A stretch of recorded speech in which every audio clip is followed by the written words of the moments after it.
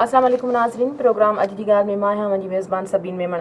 नाज़रीन, सिंध में अमन अमान जी सूरत हाल इंतहाई गणतीअ जोगी थी वई आहे। कराची में दहशतगर्दनि ख़िलाफ़ टारगेटेड ऑपरेशन बि हलंदड़ आहे, पर उन बावजूद टारगेट किलिंग ऐं दहशतगर्दी जा वाक़िया घटि न थी सघिया आहिनि ऐं कुझु धुरियुनि पारां ऑपरेशन ते एतिराज़ पिणु वारिया विया आहिनि।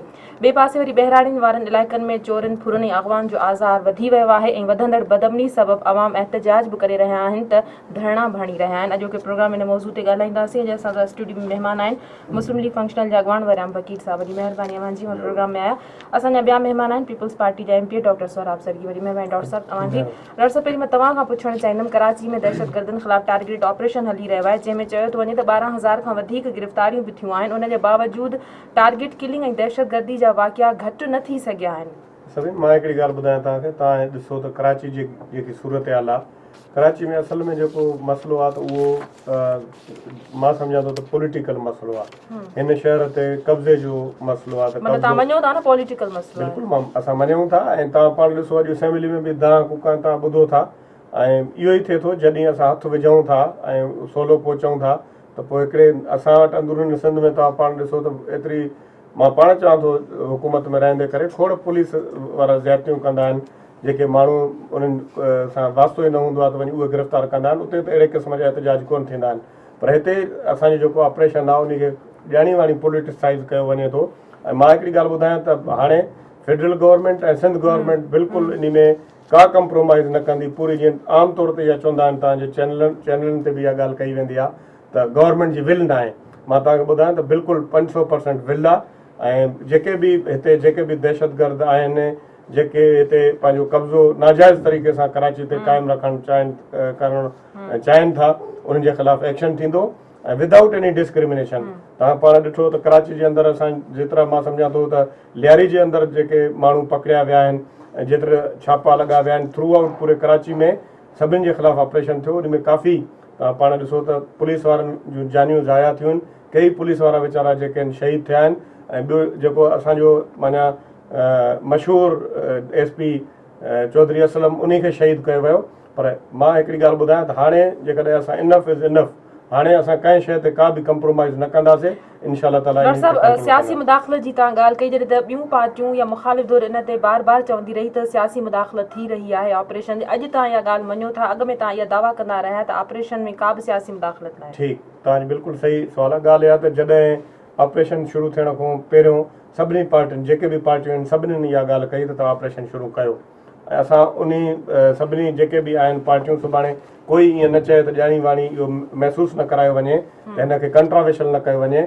इन जे करे असां सभिनी पार्टियुनि खे ऑन बोर्ड वठी करे पोइ ऑपरेशन शुरू कयोसीं। हाणे जेकॾहिं को क्रिमिनल आहे, चाहे मां सां तालुक़ु रखे थो, फ़क़ीर साहिब सां तालुक़ु रखे थो, क्रिमिनल इज़ क्रिमिनल।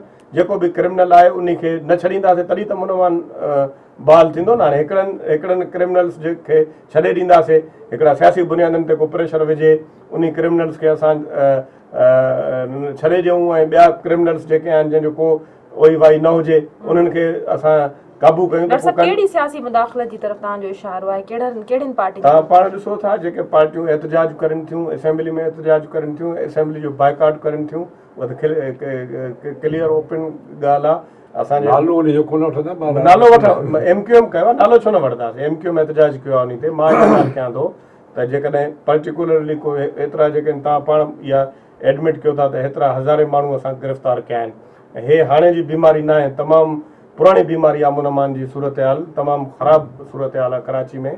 उन में कंहिं बि पार्टी जो जेकॾहिं को बि क्रिमिनल हूंदो, चाहे पाकिस्तान पीपल्स पार्टी सां उनजो तालुक़ु हूंदो, उनखे न बख़्शो वेंदो। वॾम साहब, तव्हां छा चवंदव? अॼु डॉक्टर साहब पाण ॻाल्हि कई त सियासी मुदाख़लत आहे, पर हाणे हू कराची ऑपरेशन जे हवाले सां ॾोहारियुनि ख़िलाफ़ जेका बि कार्रवाई कंदा, कंहिं बि सियासी दबाव में न ईंदा ऐं को कंप्रोमाइज़ न कयो वेंदो। अलाह से दुआ घुरंदासीं त जेकी डॉक्टर साहब जो ख़्यालात आहे उन ते पका रहनि ऐं उन ते अमल कनि। छाकाणि त शुरू खां वठी ऑपरेशन जेकी थियो आहे उन जॻह ताणी न थियो आहे, सिर्फ़ु लयारी वारो पासो, ॿियो त पासो कॾहिं वरितो ई कोन वियो आहे। जेकॾहिं ॾिसो जेको तालिबान जो बहानो कयो अथव, उन्हनि उहे जे फायरिंग कनि था त गोले सां, दस्ती बमनि सां, पर जेको बंदूक या राइफल जे ज़रिए क्लीनिंग थिए पई उहा लाज़मी आहे त हिते जो माण्हू लोकल माण्हू करे थो ऐं उन जो रिज़ल्ट अॼु बि केतिरो वधंदो रहियो आहे, घटो न आहे, ॾोहनि में इज़ाफ़ो थींदो रहियो आहे, बाण जे क़त्ल में इज़ाफ़ो थींदो रहियो आहे। सिंध ॿरी रही आहे, सिंध में माण्हू अगवा जो जेको मसइलो आहे सो अगवा दुकानदारी पिया कनि। वरियम साहब, जॾहिं कराची ऑपरेशन अणधुरियो कयो वञे थो त पोइ पार्टियुनि पारां जेके एतिराज़ वारिया था वञनि, इन ते तव्हां छा चवंदो? चोर चोर हूंदो आहे, चोर कंहिं पार्टीअ जो आहे, हालांकि चोर जेको हूंदो आहे बदमाश हूंदो आहे, घणो करे वठंदो आहे हुकूमती पार्टीअ जो सहारो।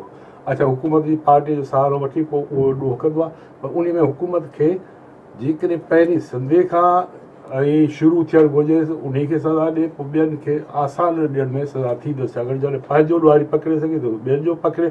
अच्छा वरियम साहब, हाणे डॉक्टर साहब ॻाल्हि कई त असां जेको को कॉम्प्रोमाइज़ न कंदासीं ऐं ऑपरेशन जे हवाले सां हाणे सभिनी ॾोहारियुनि खे पंहिंजी पकड़ में आंदो वेंदो। तव्हां सम्झो था त हाणे वाक़ई सिंध हुकूमत सही तरफ़ वञी रही आहे? जेके ॿ अॻु में मरहल ऑपरेशन जा मुकमल कया विया उन्हनि में काड़ी अॻुभराई न थी सघी, को रिज़ल्ट साम्हूं केतिरा मसइला थींदा रहिया आहिनि, पर जीअं त ॾिसो न सिंध वारनि सिंध जी जेका टोपी पीपल पार्टी ते रखी, पर अफ़सोस आहे जो उहा टोपी खणी उहा वरी मलक रहमान जे थ्रू वञे था इंक्यूबेट झुकनि, ऐं जेको पोइ पछाड़ी जो उते हिनखे रिज़ल्ट जेतिरो अॻिते था वधनि ओतिरो पोइ हटियूं था वञनि, हुनखे लाज़मी आहे रिलीफ मिले थो, ऐं पोइ उन्हनि खां खे रिलीफ ॾियण में हुकूमत नाकारा पई वञे। ब्रेक जो वक़्तु है, ब्रेक खां पोइ कंटिन्यू कयूं था। नाज़रीन, वक़्तु है ब्रेक जो, वठूं था ब्रेक।